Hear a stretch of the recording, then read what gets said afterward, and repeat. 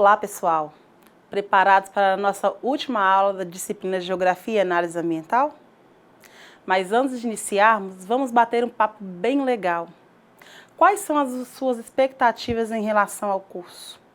Sabemos que alguns de vocês possuem algumas dificuldades. Nós estamos aqui para sanar essas dúvidas. Entre em contato via e-mail ou através da mensageira no ambiente virtual de aprendizagem ou nos fóruns Tira Dúvidas.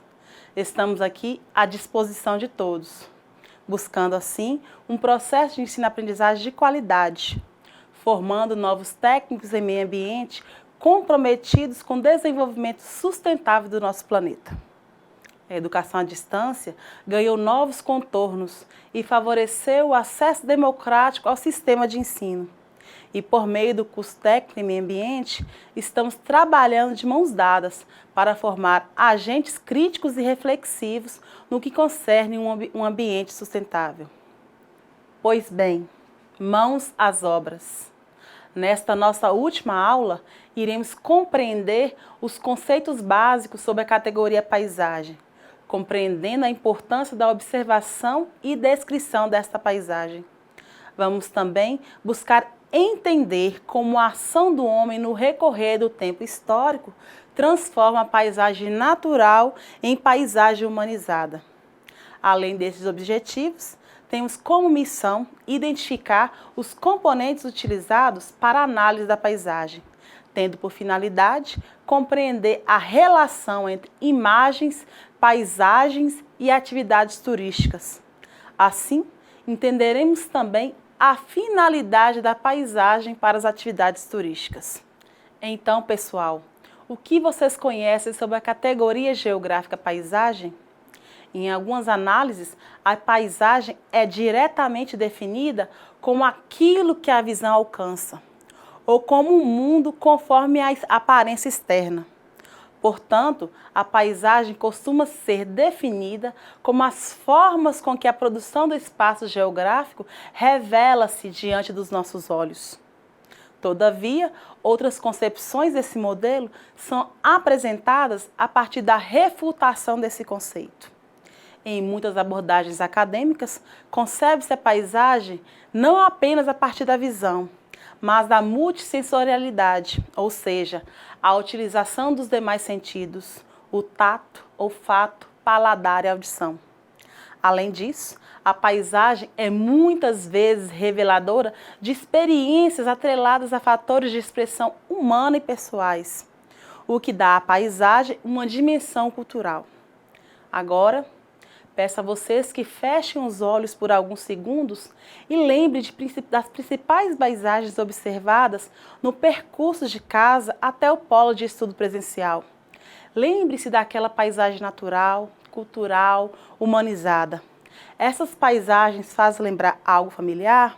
Sintam e percebam as cores, os cheiros, as texturas, as formas homogêneas e heterogêneas dessa paisagem. Segundo as palavras do grande e renomado geógrafo brasileiro, o professor Milton Santos, a paisagem nada tem de fixo e de imóvel. Cada vez que a sociedade passa por um processo de mudança, a economia, as relações sociais e as políticas também mudam em ritmos e intensidades variados. A mesma coisa acontece em relação ao espaço e à paisagem, que se transformam para se adaptar às novas necessidades da sociedade. Ainda segundo a autora Edivânia Gomes, que tem a paisagem em suas obras, nos afirma que a paisagem tem a sua existência condicionada pela capacidade do indivíduo reter, reproduzir e distinguir elementos significativos, culturais ou naturais, circunstanciais ou processuais, adventícios ou genuínos, entre outros aspectos desse mosaico construído. A paisagem evoca significados a partir dos signos e valores atribuídos.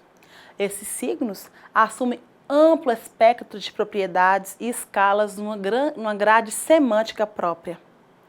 A natureza pode ser apresentada de diversas maneiras. Na maioria dos lugares, os seres humanos estão interferindo e transformando a natureza para atender às suas necessidades. As terras agrícolas, as cidades, as estradas e as montanhas são terrenos que o homem tem ocupado para desenvolver todo tipo de atividade. Entretanto, no nosso planeta há ainda alguns lugares que os homens não modificaram. São as paisagens naturais. Existem alguns exemplos desses lugares que podemos destacar, como as florestas tropicais, os polos norte e sul, as altas montanhas, alguns desertos e zonas costeiras. Todos eles apresentam elementos em comum. Estão em espaços de difícil acesso, a vida está sujeita a condições externas e há mais inconvenientes do que vantagem na hora de habitá-los. Geralmente, a densidade da população nessas paisagens naturais é especialmente baixa. A principal característica da paisagem natural é a não alteração do seu estado por parte do homem.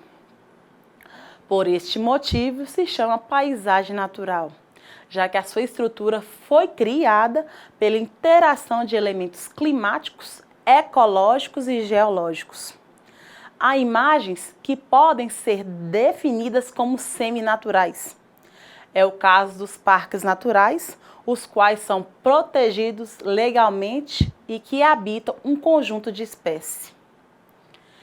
Em outras épocas, houve um grande interesse por descobrir novas paisagens naturais. Exploradores e descobridores foram revelando os segredos do planeta. E na atualidade, todos os lugares do planeta Terra são conhecidos.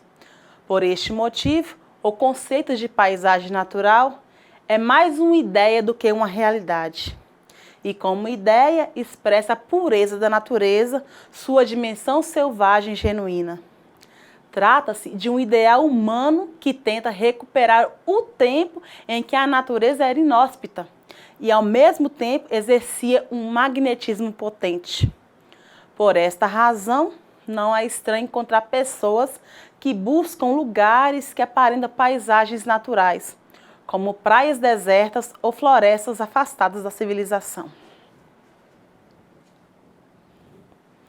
Temos aqui uma paisagem natural. É lindo parar e observar esta paisagem. Veja o cenário, notem a presença dos elementos naturais, o relevo, a vegetação, os aspectos hídricos. Podemos nos agradar nessa paisagem, por meio da beleza através da visão, o olfato através da brisa e os odores da flora e também a audição por meio dos sons que essa paisagem oferece.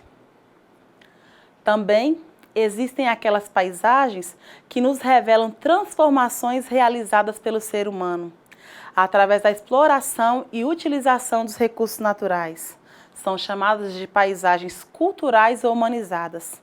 São aquelas que, em maior ou menor escala, sofreram transformação por parte do homem. Sempre que existir uma construção humana, trata-se de uma paisagem humanizada. Desta forma, as cidades e as aldeias são exemplo desse tipo de paisagem, como também as áreas industriais e de produção agrícola.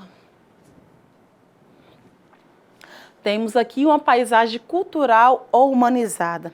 Temos aqui o cartão postal da cidade de Montes Claros, que é a igreja da catedral, sendo uma paisagem humanizada e organizada.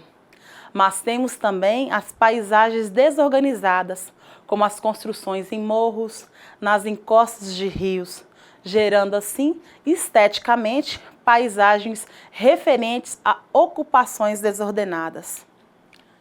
Para analisar a paisagem e interpretar seus aspectos visíveis e invisíveis, a primeira ideia que nos vem à cabeça é que a paisagem é aquilo que enxergamos. Mas será que enxergamos tudo o que está na paisagem?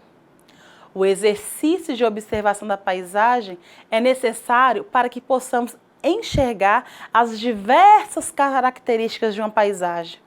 Pensar quais são as relações existentes entre os componentes de uma paisagem. Discutir a função desses componentes. Há diversas formas de apreensão e de representação de uma paisagem. Podemos observá-la de forma direta ou indireta. A observação direta pode ser realizada no trajeto casa-escola, outros trajetos, passeios curtos, trilhas ecológicas, viagens curtas, rua onde mora, bairro, praças, áreas verdes. Segundo Holanda Ferreira, no Novo Dicionário Aurélio da Língua Portuguesa, de 1986, observação é o ato ou o efeito de observar, examinar minuciosamente, olhar com atenção, estudar. É um exercício ativo que requer do observador exploração e descrição do que foi visto, de forma verbal, escrita ou por meio de desenhos.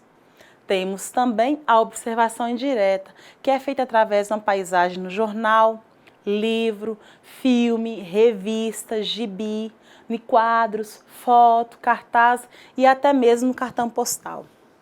Descrever, observar, analisar as paisagens é a atividade mais frequente na vida diária. Torna-se uma técnica na medida em que serve a objetivos formulados no processo de ensino-aprendizagem.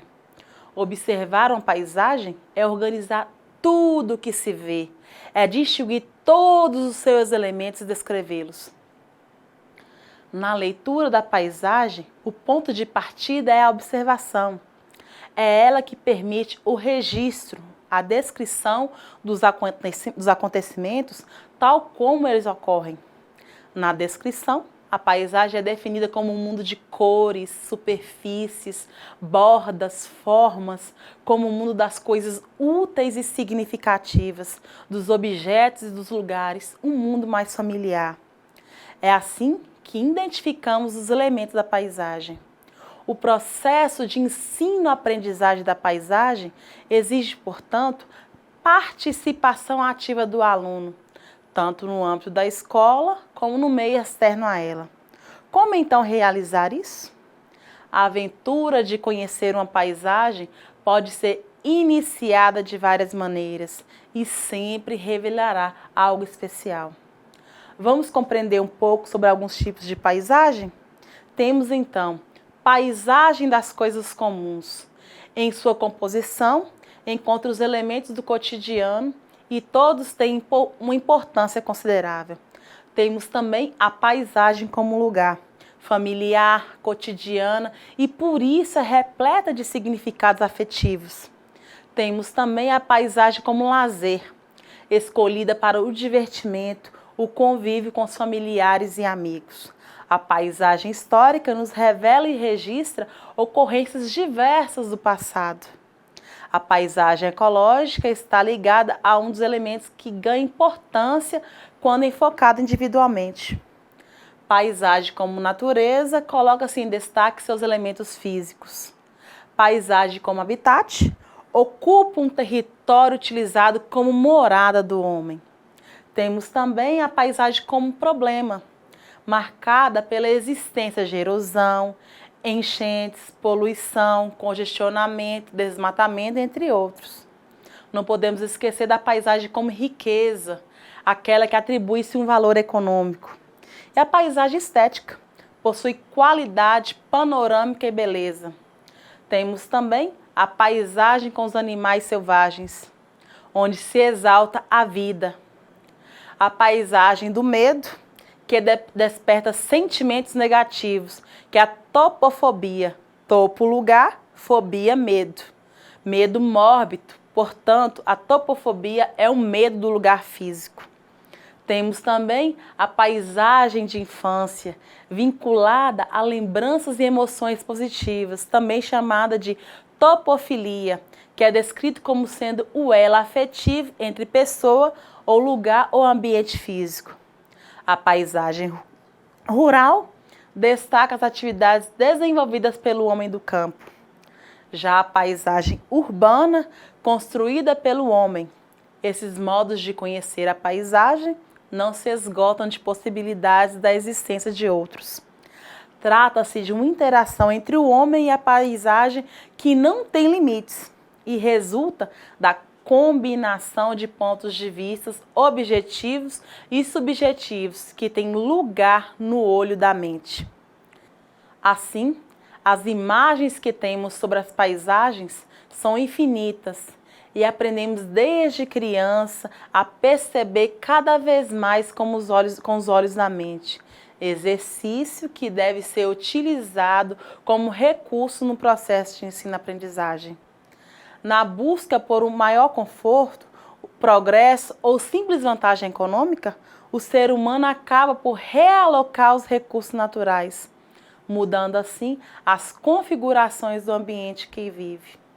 Isso se dá através das atividades como o corte de árvore, o tratamento do solo, a criação de animais domésticos, as construções de edifícios, as estradas asfaltadas, perfuração de montanhas para abertura de minas ou túneis, ou ainda o lançamento de resíduos orgânicos e industriais no ar, rios e mares. Com essas e outras modificações, temos a paisagem geográfica que nos rodeia, misto de elementos naturais processados. Cientificamente, podemos conceituar o termo paisagem como resultado da combinação em um dado território de elementos físicos, biológicos e humanos que constituem uma unidade orgânica e se encontram estreitamente relacionados.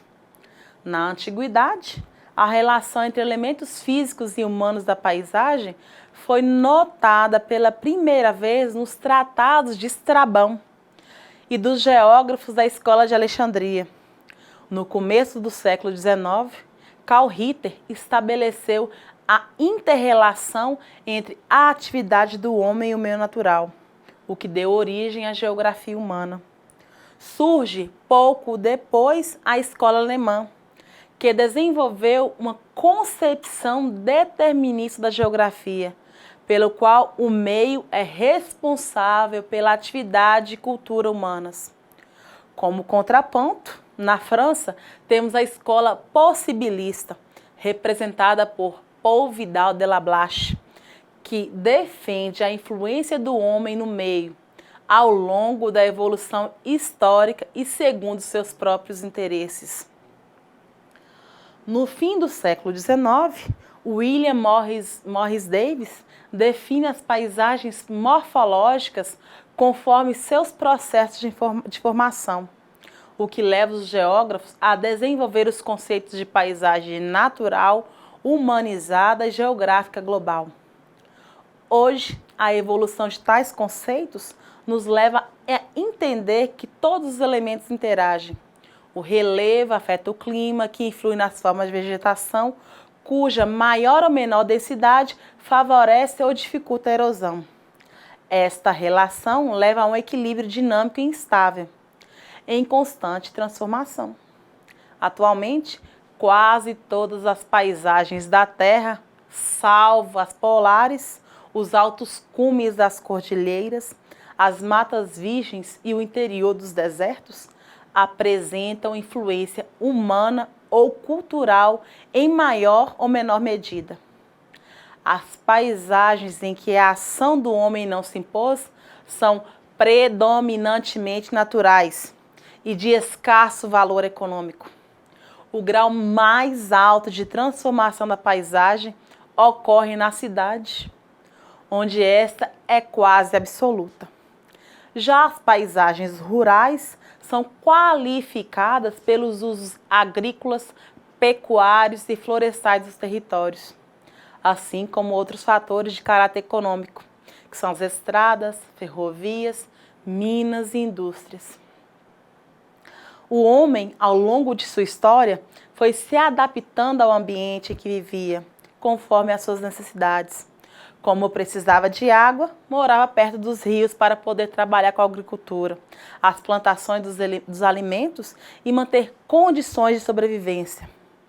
Dessa forma, as cidades foram sendo formadas, pois aglomerações de homens em determinadas regiões fizeram com que as instalações das pessoas melhorassem através das construções de casas, igrejas, locais para diversão e escolas.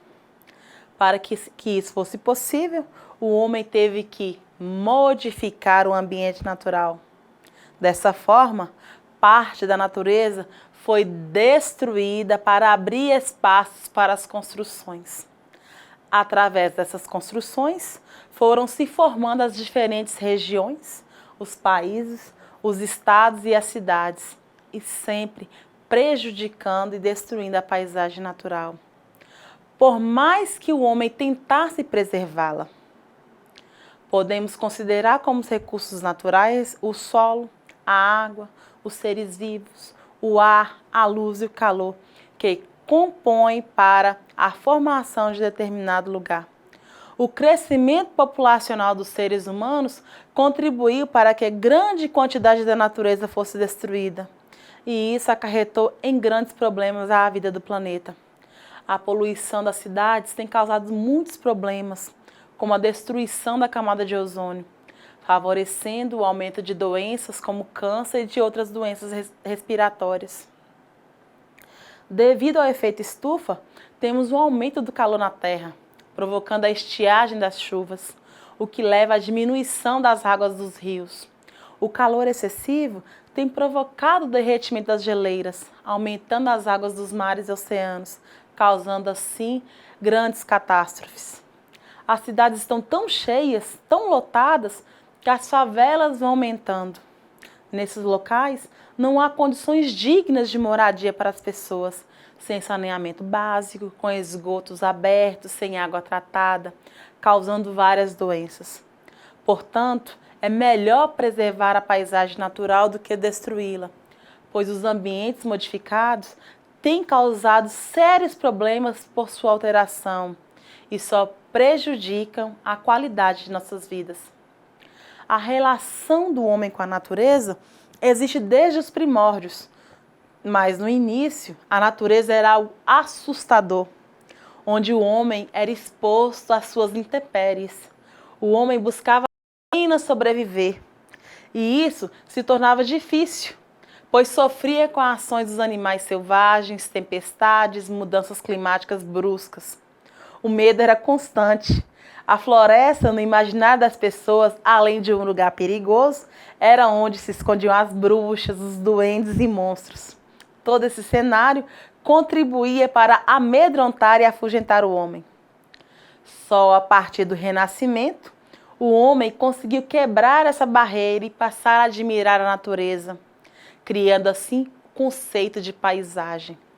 Vale registrar que essa percepção da natureza surgiu nas classes abastadas, que possuíam tempos livres para as atividades artísticas e culturais. A paisagem urbana começa a ser tratada pela arte depois da Revolução Industrial, que foi a grande responsável pela consolidação e expansão das cidades. Grandes obras urbanísticas, largas avenidas, bairros, teatros foram fonte de inspiração para pintores e escritores da época. Mais tarde, surgem os automóveis, que também intervêm na dinâmica da paisagem urbana. As descobertas da fotografia, do cinema e, posteriormente, da televisão e vídeo tiveram um papel importantíssimo na evolução do conceito de paisagem devido ao seu poder de reproduzi-la e associá-la a uma história. É certo que a televisão muitas vezes banaliza a paisagem, retratando de forma distorcida e em escalas diferentes para milhares de pessoas. Cria imagens e estereótipos homogêneos que influenciam na decisão coletiva do que é bonito, feio, bom, ruim. Por um lado, isso aguça a curiosidade para conhecer o que foi mostrado na televisão. Mas, por outro, o indivíduo não precisa mais sair de casa para ver a paisagem. Para uma análise científica da paisagem, deve-se observar os elementos visuais, como a forma, a textura, cor, linha, escala, espaço e diversidade. Além disso, compreender e conhecer seus aspectos físicos, como a terra, a água, vegetação, estruturas e elementos artificiais, que são as estruturas espaciais criadas por diferentes tipos de solo ou construções diversas de caráter pontual, linear ou superficial.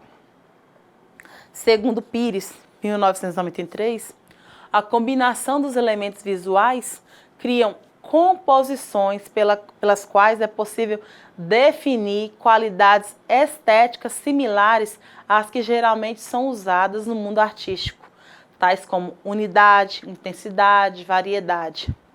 Tais qualidades poderão contribuir para a diferenciação das unidades da paisagem visualizada. Um ou vários componentes da paisagem pode adquirir um grande peso específico no conjunto da cena, sob condições especiais da singularidade associada à escassez, raridade, valor estético, interesse histórico, ou quando dominam totalmente a cena. Um exemplo de como os elementos visuais, como as cores, podem dominar a cena de uma paisagem é sempre atrair mais o olhar em sua direção e observarmos um relevo montanhoso, com a vegetação uniforme, verde clara ou escura, em uma parte encontrarmos sinais de erosão. Geralmente, dependendo obviamente do tipo de solo, as erosões remetem ao olhar do observador, a cor avermelhada ou laranja. Essas cores fortes desviam a atenção, puxando sempre para a sua direção os olhos de quem observa. Segundo estudiosos, existem um número infinito de paisagens, pois elas estão em constante mutação, seja por pressões antrópicas, clima, variações de luzes, configurações geográficas e dinâmicas da própria natureza. Para Bertrand, 1971, a paisagem não é a simples adição de elementos geográficos disparatados. É numa determinada porção do espaço o resultado da combinação dinâmica, portanto instável, de elementos físicos, biológicos e antrópicos que, reagindo dialeticamente uns sobre os outros, fazem da paisagem um conjunto único e indissociável, em perpétua evolução. As condições de visibilidade do observador em relação à paisagem no momento da observação também são relevantes. A distância, a posição do observador, as condições atmosféricas e a iluminação, entre outros fatores como o tempo de duração, o movimento do observador, determinará a profundidade e o detalhamento da observação paisagística. A leitura dos signos estabelece uma relação com o espaço de vivência. A paisagem, sem dúvida, é um elemento imprescindível e responsável pelo desenvolvimento e impulso da atividade turística. Não quero aqui afirmar que a paisagem é o fator único que define sobre as decisões de uma pessoa que quer viajar. Existem outros fatores como os negócios, visita a amigos e familiares, tratamento de saúde, que faz as pessoas se deslocarem, independentemente do que será visto. Mas iremos tratar aqui especificamente da condição da paisagem como fator decisório para a viagem. Nos dias de hoje, é fácil notar a crescente procura por lugares que oferecem às pessoas sensação de bem-estar físico e espiritual. A curiosidade e a vontade de vivenciar novas emoções levam milhares de turistas a movimentar essa atividade que hoje é considerada uma das maiores do mundo. Ao ver uma imagem de uma paisagem, o turista já se predispõe a imaginar como serão suas férias, final de semana, feriado, antes mesmo de viajar. A imagem tem esse poder de fazer com que as pessoas sonhem. É essa inquietude do ser humano em se deslocar e conhecer novos lugares se deve a diversos fatores. Talvez a rotina seja o principal. O cotidiano cansa, pois repetir por anos e anos o ritual de acordar, tomar café, estudar ou trabalhar, almoçar, ter horas vagas e dias certos para o lazer, dormir, levar as pessoas a buscarem novas experiências. A rotina não acontece apenas nos hábitos, mas também nas relações e principalmente nas repetições das paisagens do dia a dia, que com o passar do tempo atropelamos e nem mesmo conseguimos observá-la. Não quero dizer que o ser humano não necessite de uma rotina. De certa forma, ela remete certa sensação de segurança e estabilidade na vida das pessoas. Mas quebrar a rotina é fundamental e para isso nada melhor como viajar, não é? Como vimos anteriormente, as paisagens nunca serão as mesmas. São muito variadas e cada um atrai um tipo de turista. Se você mora em locais frios, certamente tem por desejo conhecer locais tropicais, como praias, rios. E ao contrário, se mora em locais de clima quente, em algumas situações, tem por vontade de conhecer lugares de clima ameno. Para Iazes, de 1998, a paisagem indesvinculável da ideia de espaço é constantemente refeita, de acordo com os padrões locais de produção, da sociedade, da cultura, como os fatores geográficos, e tem importante papel no direcionamento turístico. Não se trata de dizer que ela seja a única forma de atração, mas que pesa muito no contexto de outros fatores. O meio de hospedagem, bons preços. O turismo depende da visão. O turista, na verdade, é um colecionador de paisagens. Segundo Menezes 2002, a paisagem, portanto, deve ser considerada como objeto de apropriação estética sensorial. O primeiro contato do turista com o local visitado acontece através da visão da paisagem. Durante um tour, o viajante depara com uma diversidade enorme de paisagens, sejam naturais, culturais ou construídas. Essas imagens é que permanecem no seu inconsciente. E ao voltar para casa, o turista se recorda dos lugares, das pessoas e das paisagens visitadas. Isso gera uma sensação de nostalgia, além de acrescentar conhecimentos. E também leva as pessoas a cada vez mais buscarem o novo. Segundo Bolon 2002, por mais diferente que seja, o resultado de uma viagem é o acúmulo de experiências e de lembranças dos lugares por que passou. O poder de atração de determinadas paisagens leva à sua reprodução, construída artificialmente. Um bom exemplo disso são os grandes parques temáticos. Essas verdadeiras ilhas da fantasia simulam e reproduzem réplicas idênticas às originais e levam os visitantes a sentir a sensação de que realmente presenciou o original. Reproduzem não só as imagens, mas também os costumes, a culinária, a raça, o cheiro. Esse mundo mágico, perfeito, divertido e atrativo turístico é bastante procurado. Mas essa pouca atenção que se dá na interpretação das paisagens, muitas vezes leva o turista a ter lembranças confusas dos lugares que visitou, mesmo que isso tenha acontecido há poucos dias ou meses. Muitos se confundem ao revelar até mesmo as próprias fotos da viagem sem saber onde são determinadas paisagens. Isso ocorre devido ao ritmo acelerado da viagem, a pouca informação sobre os lugares visitados e até mesmo os despreparos dos guias locais. Para Bolon 2002, não vi tudo o que poderia ser visto, porque o processo de comunicação falhou. E a falha deve ser atribuída ao agente transmissor e não ao sujeito receptor. Porque em turismo, quem deve adaptar-se é o primeiro fator, dando que não podemos treinar o receptor, porque ele muda constantemente e é muito heterogêneo quanto à idade e nível cultural. Cruz 2002 aborda para uma reflexão interessante. Afinal, o que é uma paisagem turística? As paisagens turísticas só existem em relação à sociedade. Elas não existem a priori como um dado da natureza. É a ação social que dá sentido às paisagens, não ao contrário.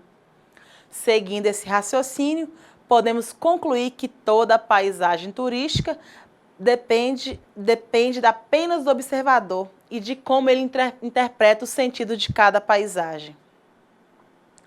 Vamos tratar agora sobre paisagem, imagem e turismo. O apelo visual é, sem dúvida nenhuma, o recurso mais usado para a comercialização do atrativo turístico. Um turista, quando chega em uma agência de turismo, compra a imagem do lugar onde irá visitar. Essa imagem faz com que ele viaje antes mesmo de sair do lugar. A distância entre a imagem e a paisagem é enorme, pois a imagem pode ser trabalhada. Hoje em dia, existem inúmeros recursos tecnológicos que transformam a imagem em verdadeiros paraísos para o futuro viajante. Os veículos de comunicação usam essa ferramenta com frequência. A promoção turística da imagem deve ser utilizada para públicos específicos. A paisagem se modifica de acordo com o clima, o horário, a luz e outros fatores, como vimos anteriormente. Essas variações também atraem pessoas diferentes. Uma paisagem montanhosa, se oferecida para casais em lua de mel, a melhor imagem é, sem dúvida, a que passa a impressão de frio, neblina, o que torna mais aconchegante e romântica.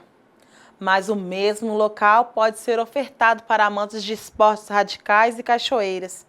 A imagem deve ser luminosa, transmitir calor com apelo de aventura. Essa é uma preocupação que o profissional de turismo deve ter constantemente. Não se pode oferecer ao turista uma imagem distorcida ou maquiada. Quando o turista chega ao local, certamente irá se frustrar, sentindo enganado porque não encontrou o que lhe foi oferecido na agência. O uso correto da imagem no turismo é uma questão que deve ser mais discutida entre os profissionais do setor. Não existem critérios e nem normas para estabelecer até que ponto uma imagem poderá ser maquiada sem comprometer o produto real. O cartão postal surge como um avanço da tecnologia de reprodução da imagem. Ele se tornou uma ferramenta muito importante de comunicação na atividade turística. Um cartão postal é um sonho que o remetente realizou e deseja compartilhar com seu destinatário. Desde a sua criação até os dias atuais, os cartões sofreram diversas modificações em sua estrutura, qualidade e até mesmo na função principal. Antigamente, os cartões postais eram usados para informar a chegada das pessoas no destino. Com toda a tecnologia que se tem hoje em dia, telefones, celulares e, sobretudo, a internet, essa função tornou-se obsoleta. Porém, é importante ressaltar que, mesmo com toda a tecnologia da comunicação, especialmente a internet, com seus cartões cibernéticos, o mercado do cartão postal convencional não sofreu nenhuma queda. Isso se justifica pelo simples fato de como é atualmente mais trabalhoso escrever, selar e colocar no correio o cartão postal. Ao receber a pessoa se sente especial e certamente quem enviou também quis demonstrar esse sentimento. Muitas vezes quem remeteu chega de viagem antes mesmo da chegada do cartão ao destinatário. A paisagem faz parte do dia a dia de todas as pessoas. Mesmo que sem perceber, é a paisagem a fonte da inspiração das atividades diárias. Um dia chuvoso e escuro não transmite a mesma sensação de ânimo e de alegria de um dia iluminado e quente. Depende da paisagem para ficarmos dispostos e muitas vezes desanimados. Na atividade turística, quando você leva o turista a interpretar a paisagem, você faz com que ele consiga perceber o significado das coisas. Interpretar leva tempo. E quanto mais tempo o turista permanecer no local visitado, mais recursos ele irá deixar. São esses recursos que fazem com que o turismo aconteça como atividade econômica. O objetivo é fazer com que o turista crie uma relação afetiva com determinadas paisagens, o levando a interpretar cada signo, identificando os períodos históricos, o tipo de vegetação, a influência das cores, do clima e tantos outros. Certamente, isso proporcionará um acréscimo em seus conhecimentos gerais e, consequentemente, se gostar do que viu, se tornará um protagonista do lugar. Ao retornar com a família ou amigos, repetirá a experiência interpretativa com eles, explicando o que aprendeu, o que sentiu na visita anterior. Infelizmente, alguns empresários do ramo não conseguem perceber o valor da paisagem. Por exemplo, se analisarmos hoje os folhetos de pousadas rurais e hotéis fazendas, a maioria deles trazem o estampado de belíssimas instalações físicas, quartos bem decorados, piscina, sauna, quadras esportivas e uma ou nenhuma foto da paisagem local. A pousada não deveria ter a mesma função de um resort, onde o turista encontra tudo o que deseja no interior do hotel. A função da pousada é proporcionar ao turista uma boa estadia para que ele possa usufruir dos atrativos externos. Com isso, os proprietários desses estabelecimentos não se importam nem com a cidade onde estão localizados e muito menos em melhorar os atrativos existentes ou criar novos. Não existe relação afetiva com a paisagem local. Para o turismo de sol e mar, isso é pouco diferente, pois o apelo das praias é maior. O turista vai para a praia e não para a pousada do hotel. O hotel, como bem denomina a sua função, deve ser um meio de hospedagem e não um fim. Outro ponto que não posso deixar de registrar é a pouca relação afetiva que a maioria das populações locais tem com as paisagens. Muitos moradores nem conseguem mais percebê-la. E como sensibilizar a população local para a atividade turística se eles desconhecem o potencial paisagístico da sua cidade? Para os moradores, a cidade é um local de trabalho, moradia e não atrativo turístico. Certamente, eles se identificam mais com as atividades econômicas que mantêm o município, seja a exploração mineral, a agricultura, a pesca. O turismo não é prioridade. E isso leva a algumas consequências, como a descaracterização do patrimônio histórico, desmatamento desnecessário, a valorização de tudo que representa o novo, moderno. Tudo isso compromete o potencial turístico de um lugar. O vandalismo é algo que merece também uma profunda reflexão, porque nos dias de hoje a depredação do patrimônio natural e principalmente público e urbano tem sido tão frequente. Um exemplo são as obras de revitalização da Lagoa da Pampulha em Belo Horizonte, cartão postal da cidade. Em menos de um mês após a sua inauguração, as estátuas já se encontravam quebradas, o patrimônio pichado e depredado. A falta de respeito e amor pelo local onde se mora é gritante. Para o turista que visita a cidade, a impressão é péssima, de desleixo, de falta de cuidado. Enfim, as paisagens devem ser valorizadas e preservadas para que as gerações futuras possam usufruir. O turismo não tem como se desenvolver em sua plenitude se não levar em consideração o valor das paisagens. Pois bem, pessoal, nossas aulas de Geografia e Análise Ambiental chegam ao fim. Espero ter contribuído para o processo de ensino-aprendizagem de vocês. Procurei trabalhar os conteúdos de forma simples, tentando levar a todos a importância dessa disciplina para o curso técnico em meio ambiente. Trabalhamos cartografia, demografia, economia, urbanização, desenvolvimento e, por último, a paisagem e o turismo. Tivemos também a atividade prática, que foi sobre compreender a cartografia através do espaço vivido. Agora, nessa última semana, iremos fazer uma atividade prática relacionada à aula 3. Fiquem tranquilos que o tutor presencial já está de posse dessa atividade. e a mesma estará disponível no AVA.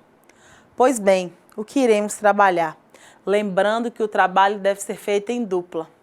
O tutor presencial irá escolher 20 cidades de Minas Gerais e, por meio de sorteio, vocês irão analisar, através de dados do Censo 2010 do IBGE, acerca da população da cidade sorteada. O link já está disponível no AVA. Vocês vão buscar os dados sobre população absoluta, densidade demográfica de 2010, população estimada de 2015, Índice de Desenvolvimento Humano de 2010 e a dimensão territorial da cidade sorteada. Faça apenas uma tabela, insira todos os dados e discuta-o em sala de aula. Essa atividade valerá 10 pontos e não é necessário fazer postagem, apenas o debate em sala de aula. Assim, finalizo as minhas aulas na esperança e na torcida de que tenha contribuído minimamente para o êxito de cada um de vocês. Foi um imenso prazer trabalhar e compartilhar conhecimento. Um grande abraço e até a próxima oportunidade.